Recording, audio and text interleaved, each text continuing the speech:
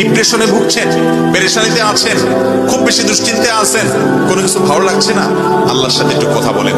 আল্লাহ, আপনি আমার সৃষ্টিকর্তা, আপনি আমার মালিক, আপনার কাছে আমার ফিরে যেতে হবে।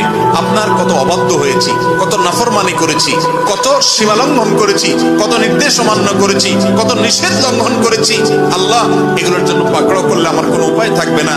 মালিক, এখনো নাকের ডগা নিঃশ্বাস আছে, এখনো ক্ষমা চাওয়ার সুযোগ আছে। আপনি ক্ষমা চাইলে ক্ষমা করে দেন। আমি তওবা করছি, আর কখনো নির্লজ্জ কাজ করব না, আপনার নাফরমানি করব না।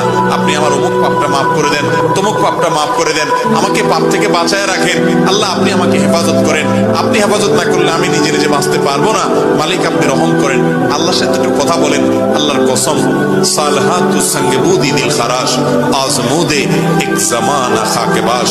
পাথর হয়ে বহুদিন ছিলেন ভাই, একটু আল্লাহর সাথে কথা বলেন, চোখের পানি ফেলেন, দোয়া করেন। বিশেষ করে ভোর রাতের দোয়া, ভোর রাতের দোয়া, এটা গুলি মিস হলে মিস হয় না।